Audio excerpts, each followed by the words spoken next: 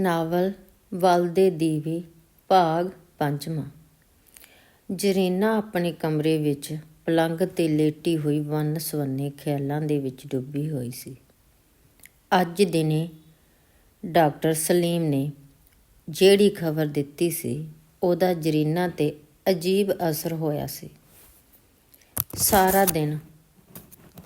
ਦਿਨ ਤਾਂ ਕਿਸੇ ਨਾ ਕਿਸੇ ਤਰ੍ਹਾਂ ਲੰਘ ਗਿਆ ਸੀ, ਪਰ ਜਿਸ ਵੇਲੇ ਰਾਤ ਪਈ ਸਾਹਿਬਾ ਦੋਨੇ ਕੁੜੀਆਂ ਨੂੰ ਲੈ ਕੇ ਆਪਣੇ ਕਮਰੇ ਵਿੱਚ ਚਲੀ ਗਈ। ਉਸ ਵੇਲੇ ਜਰੀਨਾ ਲੇਟੀ ਹੋਈ ਪਾਸੇ ਪਰਤਦੀ ਪਈ ਸੀ। ਉਹਨੂੰ ਨੀਂਦਰ ਨਹੀਂ ਆਉਂਦੀ ਪਈ ਸੀ। ਕਿਸੇ ਵੇਲੇ ਉਹਨੂੰ ਇਹ ਖਿਆਲ ਆਉਂਦਾ ਸੀ, ਜੇ ਦੋਵੇਂ ਲੜਕੇ ਹੋਏ ਤਾਂ ਚੌਧਰੀ ਸਾਹਿਬ ਕਿੰਨੇ ਖੁਸ਼ ਹੋਣਗੇ। ਸਾਰੇ ਪਿੰਡ ਦੇ ਲੋਕਾਂ ਦੀਆਂ ਦੁਆਵਾਂ ਸੁਣੀਆਂ ਜਾਣਗੀਆਂ ਅਤੇ ਹਰ ਪਾਸੇ ਰੌਣਕਾਂ ਅਤੇ ਖੁਸ਼ੀਆਂ ਦੇ ਮੇਲੇ ਲੱਗ ਜਾਣਗੇ। ਜਦੋਂ ਇਹ ਖਿਆਲ ਆਉਂਦਾ ਸੀ ਤਾਂ ਜਰੀਨਾ ਦਾ ਦਿਲ ਖੁਸ਼ੀ ਨਾਲ ਛਾਲਾਂ ਮਾਰਨ ਨੂੰ ਕਰਦਾ ਸੀ। ਉਹਨੂੰ ਇੰਝ ਜਾਪਦਾ ਸੀ ਜਿਵੇਂ ਉਹਦੇ ਵਰਗੀ ਸਾਰੀ ਧਰਤੀ 'ਤੇ ਕੋਈ ਸੁਆਣੀ ਨਹੀਂ ਹੋ ਸਕਦੀ। ਇਹ ਸੋਚ ਕੇ ਖੁਸ਼ੀ ਨਾਲ ਉਸ ਦਾ ਕਲੇਜਾ ਜ਼ੋਰ-ਜ਼ੋਰ ਦੀ ਧੱਕ-ਧੱਕ ਕਰਨ ਲੱਗ ਪੈਂਦਾ ਸੀ।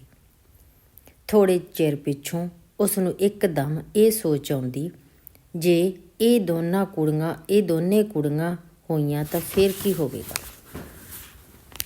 ਇਸ ਖਿਆਲ ਦੇ ਆਉਂਦਿਆਂ ਹੀ ਉਸ ਨੂੰ ਠੰਡੇ ਪਸੀਨੇ ਆਉਣ ਲੱਗ ਪੈਂਦੇ। ਉਹਦਾ ਕਲੇਜਾ ਘਟ ਜਾਂਦਾ ਅਤੇ ਸਾਰੇ ਪਿੰਡੇ ਵਿੱਚ ਜਾਪਦਾ ਜਿਵੇਂ ਜਾਨ ਹੀ ਨਹੀਂ ਰਹੀ। ਉਹ ਸੋਚਦੀ, ਹਾਏ ਪਹਿਲਾਂ ਹੀ 2 ਕੁੜੀਆਂ ਹੈ ਨਾ, 2 ਹੋਰ ਹੋ ਗਈਆਂ ਤਾਂ ਚੌਧਰੀ ਕਿੰਨੇ ਨਾਰਾਜ਼ ਹੋਣਗੇ, ਅਤੇ ਕੀ ਪਤਾ ਉਹ ਇੰਨੇ ਗੁੱਸੇ ਹੋ ਜਾਣ ਜੇ ਮੇਰੇ ਨਾਲ ਬੋਲਣਾ ਹੀ ਛੱਡ ਦੇਣ ਅਤੇ ਦੂਜੀ ਸ਼ਾਦੀ ਕਰ ਲੈਣ। ਨਹੀਂ, ਇੰਝ ਨਹੀਂ ਹੋਣਾ ਚਾਹੀਦਾ।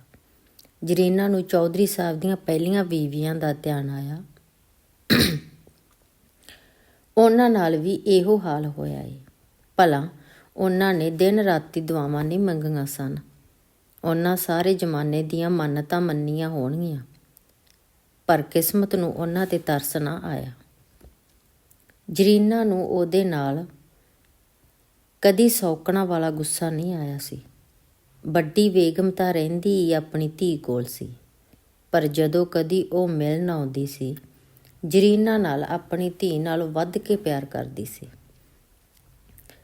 ਅਤੇ ਪੁੱਤਰ ਪੈਦਾ ਹੋਣ ਵਾਸਤੇ ਬੜੀਆਂ ਦੁਆਵਾਂ ਦਿੰਦੀ ਸੀ। ਜਰੀਨਾ ਨੂੰ ਚੌਧਰੀ ਸਾਹਿਬ ਦੀ ਦੂਜੀ ਬੀਵੀ ਦਾ ਖਿਆਲ ਆਇਆ। ਉਹਦੇ ਤਨ ਦਾ ਇੱਕ ਅੰਗ ਕੰਬਣ ਲੱਗ ਪਿਆ ਅਤੇ ਉਸਨੇ ਜ਼ੋਰ ਦੀ ਕਿਹਾ, ਨਹੀਂ, ਇਸ ਤਰ੍ਹਾਂ ਨਹੀਂ ਹੋ ਸਕਦਾ। ਮੇਰਾ ਰੱਬਾ, ਮੈਂ ਆਜਜ਼ ਮਸਕੀਨ 'ਤੇ ਤਰਸ ਖਾ। ਤੈਨੂੰ 5 ਤਨ ਪਾਕ ਦਾ ਸਦਕਾ, ਜੇ ਮੇਰਾ ਵੀ ਇਹ ਹਾਲ ਹੋਇਆ ਤਾਂ ਮੇਰੀਆਂ ਧੀਆਂ ਰੁੱਲ ਜਾਣਗੀਆਂ। ਇਹਨਾਂ ਸੋਚਾਂ ਵਿੱਚ ਜਰੀਨਾ ਬੜੀ ਨਿਢਾਲ ਹੋ ਗਈ। ਉਹਦੀਆਂ ਅੱਖਾਂ ਵਿੱਚੋਂ ਅੱਥਰੂ ਨਿਕਲ ਕੇ ਤਕੀਏ 'ਤੇ ਡਿੱਗਦੇ ਰਹੇ। ਉਹਨੂੰ ਬੜੀ ਤ੍ਰਹਿ ਲੱਗੀ, ਗਲਾ ਸੁੱਕ ਗਿਆ ਅਤੇ ਹੌਲੀ-ਹੌਲੀ ਉੱਠ ਕੇ ਕਮਰੇ ਦੇ ਇੱਕ ਪਾਸੇ ਵਾਰੀ ਵਿੱਚ ਪਈ ਹੋਈ ਸੁਰਾਹੀ ਵਿੱਚ ਵੱਲ ਪਾਣੀ ਪੀਣ ਚੱਲ ਪਈ। ਉਹ ਵਾਰੀ ਵੱਲ ਜਾਂਦੀ ਪਈ ਸੀ ਅਤੇ ਰਾਹ ਵਿੱਚ ਬੂਹੇ ਅੱਗੇ ਥੋੜ੍ਹੇ ਚਿਰ ਵਾਸਤੇ ਖਲੋ ਗਈ, ਜਿਹੜਾ ਦੂਸਰੇ ਕਮਰੇ ਵਿੱਚ ਖੁੱਲ੍ਹਦਾ ਸੀ, ਜਿਹਦੇ ਵਿੱਚ ਦੋਵੇਂ ਕੁੜੀਆਂ ਇੱਕ ਦੂਜੇ ਨਾਲ ਜੱਫੀ ਮਾਰ ਕੇ ਬੜੀ ਗੂੜ੍ਹੀ ਨੀਂਦਰ ਸੁੱਤੀਆਂ ਹੋਈਆਂ ਸਨ। ਨਾਲੇ ਦੂਸਰੇ ਪਲੰਘ ਉੱਤੇ ਸਾਹਿਬਾਂ ਦੇ ਹਲਕੇ ਘਰਾੜਿਆਂ ਦੀ ਆਵਾਜ਼ ਸੁਣਾਈ ਦਿੰਦੀ ਪਈ ਸੀ। ਜਦੋਂ ਤੋਂ ਸਲਮਾ ਪੈਦਾ ਹੋਈ ਸੀ, ਜਰੀਨਾ ਦੀ ਸਿਹਤ ਬੜੀ ਕਮਜ਼ੋਰ ਹੋ ਗਈ ਸੀ ਅਤੇ ਨਾਲੇ ਉਸ ਨੂੰ ਦੂਸਰੀ ਵਾਰੀ ਵੀ ਪੁੱਤਰ ਪੈਦਾ ਨਾ ਹੋਣ ਦਾ ਗਮ ਇੰਨਾ ਲੱਗਾ ਸੀ ਕਿ ਉਹ ਬਿਲਕੁਲ ਹੀ ਹਿੰਮਤ ਹਾਰ ਬੈਠੀ ਸੀ। ਉਸ ਨੂੰ ਹਾਲੇ ਤੱਕ ਯਾਦ ਸੀ, ਜਦੋਂ ਚੌਧਰੀ ਸਾਹਿਬ ਨੂੰ ਖਬਰ ਮਿਲੀ ਤਾਂ ਉਹਨਾਂ ਨੇ ਬੜੇ ਔਖੇ ਹੋ ਕੇ ਕਿਹਾ ਸੀ, ਇਸ ਘਰ ਤਾਂ ਕਿਸੇ ਦੀ ਬਦਦੁਆ ਏ, ਇੱਥੇ ਕਦੀ ਮੁੰਡਾ ਨਹੀਂ ਜੰਮੇਗਾ, ਇਹ ਵੀ ਧੀਆਂ ਜੰਮਣ ਵਾਲੀ ਮਸ਼ੀਨ ਏ। ਜਰੀਨਾ ਨੇ ਪਾਣੀ ਪੀ ਕੇ ਬਾਰੀ ਵਿੱਚੋਂ ਅਸਮਾਨ ਵੱਲ ਵੇਖਿਆ। ਪਤਝੜ ਦਾ ਮੌਸਮ ਸੀ। ਰਾਤਾਂ ਕੁਝ ਠੰਡੀਆਂ ਹੋ ਗਈਆਂ ਸਨ। ਆਸਮਾਨ 'ਤੇ ਹਰ ਪਾਸੇ ਫੁੱਲਾਂ ਵਾਂਗਣ ਖਿੜੇ ਹੋਏ ਸਨ। ਤਾਰੇ ਫੁੱਲਾਂ ਵਾਂਗਣ ਖਿੜੇ ਹੋਏ ਸਨ। ਕਦੇ ਕਿਸੇ ਰਾਤ ਦੇ ਪਖੇਰੂ ਦੇ ਬੋਲਣ ਦੀ ਆਵਾਜ਼ ਸੁਣਾਈ ਦਿੰਦੀ ਸੀ। ਦੂਰ ਕਿਧਰੇ ਬਹੁਤ ਸਾਰੇ ਲੋਕਾਂ ਦੀ ਮਿਲ ਕੇ ਦੁਆਦ ਸ਼ਰੀਫ ਪੜ੍ਹਨ ਦੀ ਆਵਾਜ਼ ਆਉਂਦੀ ਪਈ ਸੀ। ਕਿਸੇ ਘਰ ਜਾਂ ਮਸਜਿਦ ਵਿੱਚ ਮਿਲਾਦ ਸ਼ਰੀਫ ਕੁਰਾਨ ਦੇ ਪਿੱਛੋਂ ਸਲਾਮ ਪੜ੍ਹਿਆ ਜਾਂਦਾ ਪਿਆ ਸੀ। ਜਰੀਨਾ ਨੇ ਆਪਣੇ ਜੀ ਜਾਨ ਤੇ ਦਿਲ ਨਾਲ ਦੁਆ ਕੀਤੀ, ਮੇਰੇ ਮਾਲਕ, ਤੇਰੇ ਦਰਬਾਰ ਵਿੱਚ ਕਿਸੇ ਚੀਜ਼ ਦੀ ਥੁੜ ਨਹੀਂ। ਤੂੰ ਚਾਹੇ ਤਾਂ ਮੁਰਦਾ ਧਰਤੀ ਨੂੰ ਹਰਾ ਕਰਦਾ ਏ ਤੇ ਲੋਕਾਂ ਦੀਆਂ ਆਸਾਂ ਉਮੀਦਾਂ ਨੂੰ ਪੂਰਾ ਕਰ ਸਕਣਾ ਏ। ਮੈਂ ਇੱਕ ਬੜੀ ਗੁਨਾਹਗਾਰ ਆਜਜ਼ਬੰਦੀ ਤੇਰੇ ਦਰਬਾਰ ਵਿੱਚ ਇੱਕੋ ਹੀ ਮੰਨਤ ਕਰਨੀ ਆ। ਮੇਰੀ ਸਾਰੀ ਹਯਾਤੀ ਦਾ ਹੋਰ ਕੋਈ ਮਤਲਬ ਨਹੀਂ। ਤੂੰ ਇੱਕ ਲੜਕਾ ਦੇ ਦੇ ਜਿਹੜਾ ਇਸ ਪਿੰਡ ਦਾ ਮਾਲਕ ਤੇ ਵਾਰਸ ਬਣ ਸਕੇ। ਉਹ ਆਪਣੇ ਪਿਓ ਉੱਤੇ ਉੱਕਾ ਨਾ ਜਾਏ। ਉਹ ਗਰੀਬਾਂ ਮਸਕੀਨਾਂ ਤੇ ਤਰਸ ਖਾਵੇ ਤੇ ਆਪਣੀਆਂ ਭੈਣਾਂ ਤੇ ਇਸ ਪਿੰਡ ਦੀਆਂ ਸਵਾਣੀਆਂ ਦੀ ਹਾਲਤ ਚੰਗੀ ਬਣਾ ਦੇਵੇ। ਜਦੋਂ ਕਦੇ ਉਹ ਪਿੰਡ ਦਾ ਮਾਲਕ ਬਣੇਗਾ, ਤੇਰੇ ਅੱਗੇ ਇੰਨੀ ਛੋਟੀ ਜਿਹੀ ਚੀਜ਼ ਕੋਈ ਹਕੀਕਤ ਨਹੀਂ ਰੱਖਦੀ। ਆਪਣੇ ਹਬੀਬ ਵਾਲੀ ਉੱਲਾ ਅੱਲਾ ਤਸਲਮ ਦਾ ਸਦਕਾ ਮੇਰਾ ਇਹ ਨਿੱਕਾ ਜਿਹਾ ਅਰਮਾਨ ਪੂਰਾ ਕਰ ਦਿਓ। ਜਰੀਨਾ ਜਿਸ ਵੇਲੇ ਦੁਆ ਕਰਦੀ ਪਈ ਸੀ, ਉਸ ਦੀਆਂ ਅੱਖਾਂ ਵਿੱਚ ਅਥਰੂ ਟੱਪ ਟੱਪ ਡਿੱਗ ਕੇ ਉਸ ਦੇ ਦੁਪੱਟੇ ਤੋਂ ਫਿਸਲਦੇ ਹੋਏ ਥੱਲੇ ਫਰਸ਼ ਨੂੰ ਗਿੱਲਾ ਕਰਦੇ ਰਹੇ। ਪਰ ਜਰੀਨਾ ਨੂੰ ਕੋਈ ਹੋਸ਼ ਨਹੀਂ ਸੀ।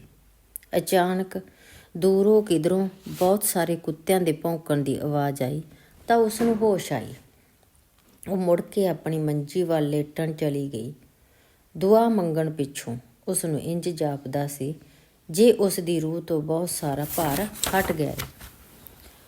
ਉਹਨੇ ਮੰਜੀ 'ਤੇ ਲੇਟ ਕੇ ਅੱਖਾਂ ਬੰਦ ਕਰ ਲਈਆਂ ਤੇ ਆਪਣੇ ਦਿਲ ਨਾਲ ਵਾਅਦਾ ਕੀਤਾ, ਉਹ ਕਿਸਮਤ ਦੇ ਹਰ ਫੈਸਲੇ ਨੂੰ ਆਪਣੀ ਹਿੰਮਤ ਨਾਲ ਸਹਿ ਲਵੇਗੀ।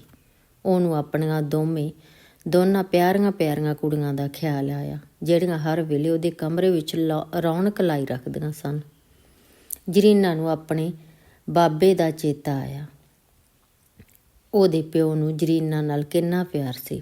ਉਹ ਜਰੀਨਾ ਨੂੰ ਆਪਣਾ ਪੁੱਤਰ ਜਾਣਦੇ ਸੀ ਤੇ ਜਿੰਨਾ ਚਿਰ ਉਹ 11 ਵਰ੍ਹਿਆਂ ਦੀ ਨਹੀਂ ਹੋਈ ਤਾਂ ਉਹਨੂੰ ਆਪਣੇ ਨਾਲ ਘੋੜੇ 'ਤੇ ਬਿਠਾ ਕੇ ਜ਼ਮੀਨਾਂ ਦੀ ਸੈਰ ਕਰਾਉਂਦੇ ਹੁੰਦੇ ਸਨ।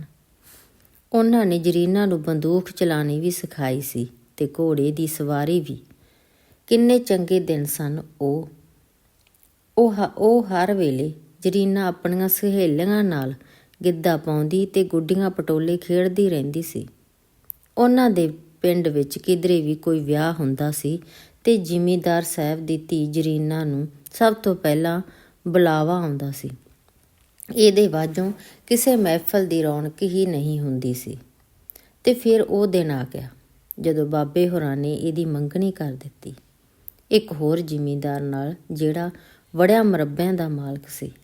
ਉਹਨਾਂ ਦੀ ਧੀ ਬੜੇ ਵੱਡੇ ਘਰ ਮੰਗੀ ਗਈ।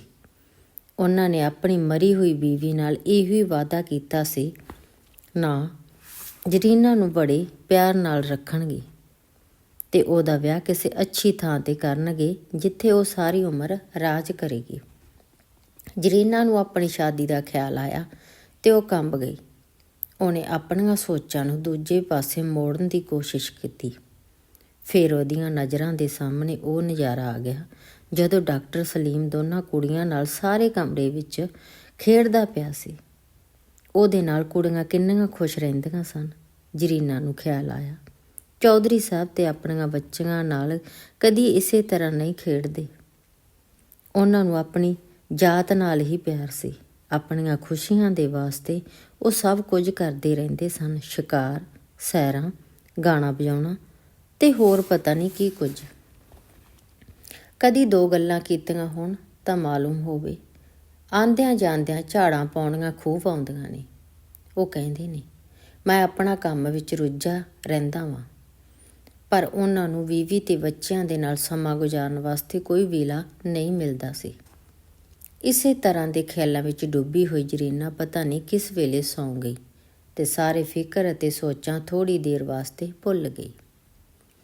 ਦਿਨ ਦੇ 11 ਵਜੇ ਸਨ। ਸਲੀਮ ਆਪਣੇ ਕਮਰੇ ਵਿੱਚ ਨਹਾ ਕੇ ਕੁਰਸੀ 'ਤੇ ਬੈਠਾ ਹੋਇਆ ਕਿਤਾਬ ਪੜ੍ਹਦਾ ਸੀ। ਸਾਰੀ ਰਾਤ ਦੀ ਸੈਂ ਤੇ ਜਾਨਵਰਾਂ ਦੀਆਂ ਆਵਾਜ਼ਾਂ ਆਉਂਦੀਆਂ ਰਹੀਆਂ ਸਨ। ਦੂਰ ਕਿਧਰੇ ਇੱਕ ਕੁੱਤਾ ਸਾਰੀ ਰਾਤ ਰੋਂਦਾ ਤੇ ਕਰਲਾਉਂਦਾ ਰਿਹਾ ਸੀ। ਰਾਤੀ ਨੀਂਦ ਖਰਾਬ ਹੋਣ ਨਾਲ ਸਲੀਮ ਅੱਜ ਵੀ ਬੜੀ ਦੇਰ ਨਾਲ ਉੱਠਿਆ ਸੀ ਤੇ ਉਹਦੀ ਤਬੀਅਤ ਸੁਸਤ ਜਿਹੀ ਸੀ। ਇੰਨੇ ਵਿੱਚ ਇੱਕਦਮ ਜਨਾਖਾਨੇ ਦੀ ਅੰਦਰੋਂ ਚੀਕਾਂ ਦੀ ਆਵਾਜ਼ ਆਉਣ ਲੱਗ ਪਈ ਤੇ ਨਾਲ ਹੀ ਬਹੁਤ ਸਾਰੀਆਂ ਜਨਾਨੀਆਂ ਤੇ ਬੱਚਿਆਂ ਦੇ ਰੋਣ ਦੇ ਜ਼ੋਰ-ਜ਼ੋਰ ਨਾਲ ਬੋਲਣ ਦੀਆਂ ਆਵਾਜ਼ਾਂ ਆਈਆਂ। ਸਲੀਮ ਬੜੀ ਘਬਰਾਹਟ ਨਾਲ ਸਟੈਥੋਸਕੋਪ ਆਪਣੇ ਹੱਥ ਵਿੱਚ ਫੜ ਕੇ ਅੰਦਰ ਵੱਲ ਦੌੜ ਪਿਆ। ਉਹਦੇ ਦਿਲ ਵਿੱਚ ਖਿਆਲ ਆਇਆ, ਜਰੀਨਾ ਨੂੰ ਕੁਝ ਹੋ ਗਿਆ। ਇਹ ਜਿਹਦੀ ਵਜ੍ਹਾ ਨਾਲ ਸਾਰੀਆਂ ਔਰਤਾਂ ਤੇ ਬੱਚੇ ਰੋਣ ਲੱਗ ਪਏ ਨੇ। ਉਹ ਦਲਾਨ ਵਿੱਚੋਂ ਦੌੜ ਕੇ ਜਰੀਨਾ ਦੇ ਕਮਰੇ ਵੱਲ ਜਾਂਦਾ ਪਿਆ ਸੀ। ਉਹਨੇ ਵੇਖਿਆ ਬਰਾਂਡੇ ਦੇ ਦੂਸਰੇ ਪਾਸੇ ਵੱਲ, ਜਿੱਧਰ ਹਲੀ ਸਲੀਮ ਨਹੀਂ ਸੀ ਗਿਆ, ਇੱਕ ਕਮਰੇ ਦੇ ਅੰਦਰ ਬੱਚੇ ਤੇ ਔਰਤਾਂ ਦੌੜ-ਦੌੜ ਕੇ ਵੜਦੇ ਤੇ ਨਿਕਲਦੇ ਪਏ ਸਨ। ਅੰਦਰੋਂ ਚੌਧਰੀ ਸਾਹਿਬ ਦੇ ਗਰਜਨ ਦੀ ਆਵਾਜ਼ ਆਉਂਦੀ ਪਈ ਸੀ, ਹਰਾਮਜ਼ਾਦੀ, ਕੰਜਰੀ, ਉੱਲੂ ਦੀ ਪੱਠੀ, ਤੇਰੀ ਮਾਂ ਨੂੰ। ਨਾਲ-ਨਾਲ ਚਪੇੜਾਂ ਮਾਰਨ ਤੇ ਲੱਤਾਂ ਮਾਰਨ ਦੀ ਆਵਾਜ਼ ਵੀ ਆਉਂਦੀ ਪਈ ਸੀ। ਇਹ ਰੋਜ਼ ਦਿਹਾੜੇ ਤਮਾਸ਼ਾ ਲਾਈ ਵਹਿੰਦੀ ਏ। ਸਲੀਮ ਨੇ ਕੁਝ ਸੋਚਿਆਂ ਬਗੈਰ ਇੱਕ ਡਾਕਟਰ ਦੀ ਤਰ੍ਹਾਂ ਆਪਣਾ ਮੂੰਹ ਉੱਧਰੋਂ ਮੋੜ ਕੇ ਛੇਤੀ ਨਾਲ ਉਸ ਕਮਰੇ ਵਿੱਚ ਪਹੁੰਚਣ ਦੀ ਕੋਸ਼ਿਸ਼ ਕੀਤੀ ਤੇ ਦਰਵਾਜ਼ਾ ਖੜਕਾਏ ਬਗੈਰ ਕਮਰੇ ਦੇ ਅੰਦਰ ਵੜ ਗਿਆ। ਬਹੁਤ ਸਾਰੀਆਂ ਜਨਾਨੀਆਂ ਨੇ ਉਹਨੂੰ ਵੇਖ ਕੇ ਹੌਲੀ-ਹੌਲੀ ਚੀਕਾਂ ਮਾਰੀਆਂ। ਕਿਸੇ ਨੇ ਹਾਏ ਨੀ ਮਰਦ ਕਿਹਾ ਤੇ ਸਾਰੀਆਂ ਕੱਪੜੇ ਵਿੱਚ ਮੂੰਹ ਛੁਪਾਉਣ ਲੱਗ ਪਈਆਂ। ਇਹਨਾਂ ਵਿੱਚੋਂ ਜ਼ਿਆਦਾ ਔਰਤਾਂ ਤੇ ਨੌਕਰਾਣੀਆਂ ਜਾਂ ਨੌਕਰਾਂ ਦੀਆਂ ਬੀਵੀਆਂ ਸਨ, ਪਰ ਵਿੱਚ ਸਾਫ਼ ਸੁਥਰੇ ਚੰਗੇ ਕੱਪੜਿਆਂ ਵਾਲੀਆਂ ਕੁਝ ਔਰਤਾਂ ਵੀ ਕਮਰੇ ਦੀ ਕੰਧ ਨਾਲ ਖੜ ਕੇ ਖਲੋਤੀਆਂ ਹੋਈਆਂ ਸਨ। ਉਸੇ ਵੇਲੇ ਸਲੀਮ ਨੇ ਇਹਨਾਂ ਗੱਲਾਂ ਵੱਲ ਬਹੁਤਾ ਧਿਆਨ ਨਾ ਦਿੱਤਾ। ਉਹਨੇ ਜਲਦੀ ਨਾਲ ਮੰਜੀ ਵੱਲ ਵੇਖਿਆ ਜਿੱਥੇ ਇੱਕ ਔਰਤ ਲੇਟੀ ਹੋਈ ਸੀ। ਉਹਦੇ ਵਾਲ ਖੁੱਲ੍ਹੇ ਸਨ ਤੇ ਕਮੀਜ਼ ਦਾ ਗਲਾ ਚਿਰ ਕੇ ਪਾਟ ਛੱਡਿਆ ਸੀ। ਉਹ ਬੜੇ ਜੋਸ਼ ਵਿੱਚ ਚੀਖਾਂ ਮਾਰ ਕੇ ਰੋਂਦੀ ਪਈ ਸੀ ਤੇ ਆਪਣੀਆਂ ਬਾਹਾਂ ਤੇ ਲੱਤਾਂ ਨੂੰ ਬੇਧੜਕ ਜ਼ੋਰ ਨਾਲ ਮੰਜੀ 'ਤੇ ਮਾਰਦੀ ਪਈ ਸੀ, ਪਰ ਉਹਦੇ ਹੱਥਾਂ ਪੈਰਾਂ ਨੂੰ ਦੁਪੱਟਿਆਂ ਨਾਲ ਬੰਨ੍ਹਿਆ ਸੀ। ਇਸ ਵਾਸਤੇ ਉਹ ਬਹੁਤਾ ਹਿੱਲ ਨਹੀਂ ਸਕਦੀ ਸੀ। ਸਲੀਮ ਨੂੰ ਵੇਖ ਕੇ ਚੌਧਰੀ ਸਾਹਿਬ ਬੜੇ ਗੁੱਸੇ ਵਿੱਚ ਕਮਰਿਓਂ ਬਾਹਰ ਚਲੇ ਗਏ। ਇਸ ਵੇਲੇ ਉਹਨਾਂ ਦਾ ਹੋਰ ਹੀ ਰੰਗ ਸਲੀਮ ਨੂੰ ਨਜ਼ਰ ਆਇਆ। ਮੂੰਹ 'ਤੇ ਖਿੱਲਰੇ ਹੋਏ ਲੰਬੇ ਵਾਲਾਂ ਦੇ ਪੱਟੇ, ਅੱਖਾਂ ਗੁੱਸੇ ਨਾਲ ਉੱਬਲ ਬਾਹਰ ਨਿਕਲੀਆਂ ਹੋਈਆਂ, ਮੂੰਹ ਲਾਲ ਤੇ ਬੁੱਲ੍ਹਾਂ ਵਿੱਚੋਂ ਗੁੱਸੇ ਨਾਲ ਝੱਗ ਨਿਕਲਦੀ ਪਈ ਸੀ। ਸਲੀਮ ਕੰਬ ਗਿਆ। ਇਹ ਚੌਧਰੀ ਸਾਹਿਬ ਦਾ ਅਸਲੀ ਰੂਪ ਏ, ਤਾਂ ਹੀ ਸਾਰੇ ਪਿੰਡ ਦੇ ਲੋਕ ਇਹਨਾਂ ਤੋਂ ਡਰਦੇ ਨੇ। ਪਰ ਕਿਉਂ? ਇਹਨਾਂ ਨੂੰ ਐਡਾ ਜ਼ੋਰਾਵਰ ਕਿਸ ਨੇ ਬਣਾਇਆ? ਇੰਨੀ ਤਾਕਤ ਦਾ ਘਮੰਡ ਕਿਹਨੇ ਹੋਣ ਦਿੱਤਾ ਏ? ਇਹ ਸਾਰਾ ਇਹਨਾਂ ਲੋਕਾਂ ਦਾ ਆਪਣਾ ਹੀ ਕਸੂਰ ਏ।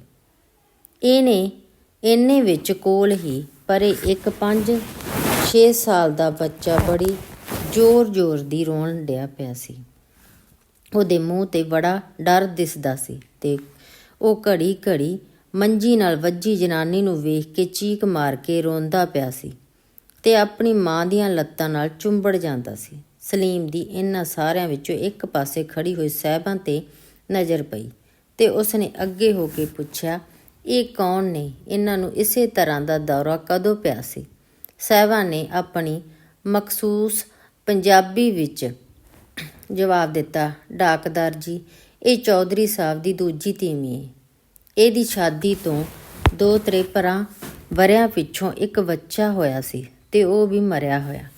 ਉਹਦੇ ਜ਼ਹਿਰ ਨਾਲ ਇਹ ਬਹੁਤ ਦਿਨ ਬੇਹੋਸ਼ ਰਹੀ। ਜਦੋਂ ਇਸ ਨੂੰ ਹੋਸ਼ ਆਇਆ ਤਾਂ ਉਹ ਆਪਣੇ ਬੱਚੇ ਦੇ ਮਰਨ ਦੀ ਖਬਰ ਮਿਲੀ ਤਾਂ ਇਹਦਾ ਦਿਮਾਗ ਖਰਾਬ ਹੋ ਗਿਆ। ਉਹ ਕਿੰਨੇ ਸਾਲ ਦੇ ਹੋ ਗਏ ਨੇ? ਇਹਨੂੰ ਇਵੇਂ ਹੀ ਕਦੇ-ਕਦਾਈ ਦੌਰੇ ਪੈਂਦੇ ਨੇ। ਉਸ ਗੱਲ ਤੋਂ ਪਿੱਛੋਂ ਇਹਦਾ ਦਿਮਾਗ ਸਹੀ ਨਹੀਂ ਹੋਇਆ। ਡਾਕਟਰ ਸਲੀਮ ਨੇ ਪੁੱਛਿਆ, ਇਹਨਾਂ ਦਾ ਇਲਾਜ ਕਿਸੇ ਅੱਛੇ ਡਾਕਟਰ ਕੋਲ ਕਰਵਾਇਆ ਸੀ? ਸਾਹਿਬਾਂ ਨੇ ਇੱਕ ਠੰਡੀ ਆਹ ਭਰ ਕੇ ਕਿਹਾ, ਕਿਸਮਤ ਦੇ ਅੱਗੇ ਕੁਝ ਨਹੀਂ ਹੁੰਦਾ ਡਾਕਦਾਰ ਜੀ। ਸ਼ੁਰੂ ਵਿੱਚ ਚੌਧਰੀ ਸਾਹਿਬ ਨੇ ਬਹੁਤ ਹਕੀਮਾਂ ਦਾ ਇਲਾਜ ਕਰਵਾਇਆ ਤਾਂ ਵੀ ਫਾਇਦਾ ਕੁਝ ਨਾ ਹੋਇਆ। ਵਲਕਦਾਈ ਚੌਧਰੀ ਸਾਹਿਬ ਨੇ ਖਬਰ ਹੀ ਨਹੀਂ ਪੁੱਛੀ। ਇਹਨੂੰ ਨਿੱਕੇ ਨਿੱਕੇ ਮੁੰਡੇ ਕੁੜੀਆਂ ਨਾਲ ਬੜਾ ਪਿਆਰ ਹੈ।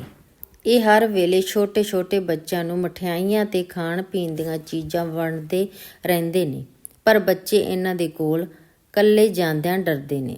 ਸਲੀਮ ਨੇ ਪੁੱਛਿਆ, ਕੁਝ ਤੁਹਾਨੂੰ ਪਤਾ ਜੇ ਅੱਜ ਕਿਹੜੀ ਗੱਲ ਤੋਂ ਇਹ ਦੌਰਾ ਪਿਆ ਸੀ? ਇੱਕ ਹੋਰ ਜਨਾਨੀ ਜਿਹੜੀ ਬੱਚੇ ਦੇ ਕੋਲ ਖਲੋਤੀ ਸੀ ਸਲੀਮ ਵੱਲ ਵੇਖ ਕੇ ਗੁੱਸੇ ਨਾਲ ਬੋਲੀ, ਇਹਨੇ ਤਾਂ ਮਾਵਾਂ ਦੀ ਨੀਂਦ ਹਰਾਮ ਕਰ ਛੱਡੀ ਏ। ਸਾਨੂੰ ਰਾਤ ਦਿਨੇ ਇੱਕੋ ਹੀ ਸਹਿਮ ਪਿਆ ਰਹਿੰਦਾ ਹੈ। ਜੇ ਕਿਸੇ ਵੇਲੇ ਇਹ ਆਪਣੇ ਪਾਗਲਪੁਣੇ ਵਿੱਚ ਸਾਡੇ ਬੱਚਿਆਂ ਵਿੱਚੋਂ ਕਿਸੇ ਦਾ ਗਲ ਹੀ ਨਾ ਘੁੱਟ ਦੇਵੇ। ਇਹੋ ਜਿਹੇ ਪਾਗਲਾਂ ਨੂੰ ਤਾਂ ਲੋਕੀ ਪਾਗਲਖਾਨੇ ਭੇਜ ਛੱਡਦੇ ਨੇ। ਸਾਹਿਬਾ ਨੇ ਸਲੀਮ ਨੂੰ ਦੱਸਿਆ, ਸਾਹਿਬ ਜੀ, ਇਹ ਮੁੰਡਾ ਇਸ ਤੀਸੀ ਦਾ ਪੁੱਤਰ ਏ। ਇਸੇ ਨਾਲ ਇਸ ਚੌਧਰਾਣੀ ਨੂੰ ਬਹੁਤ ਪਿਆਰ ਹੈ। ਅੱਜ ਹੁਣੇ ਥੋੜ੍ਹਾ ਚਿਰ ਪਹਿਲਾਂ ਇਹ ਮਠਿਆਈਆਂ ਬਣਦੇ ਸਨ। ਇਹਨਾਂ ਇਸ ਮੁੰਡੇ ਨੂੰ ਅੱਗੇ ਵੱਧ ਕੇ ਫੜਾਤਾ ਤੇ ਆਪਣੇ ਸੀਨੇ ਨਾਲ ਲਾ ਕੇ ਜੱਫੀ ਮਾਰ ਲਈ। ਰੱਬ ਜਾਣੇ ਇਹਨਾਂ ਦੀ ਨੀਅਤ ਕੀ ਸੀ। ਮੇਰਾ ਤੇ ਦਿਲ ਆਖਦਾ ਏ ਇਹਨਾਂ ਨੇ ਬੱਚੇ ਨੂੰ ਪਿਆਰ ਕਰਨ ਵਾਸਤੇ ਜੱਫੀ ਮਾਰੀ ਸੀ, ਪਰ ਮੁੰਡੇ ਦੀ ਮਾਂ ਨੇ ਸ਼ੋਰ ਮਚਾ ਦਿੱਤਾ। ਹਾਏ ਹਾਏ ਮੇਰਾ ਬੱਚਾ।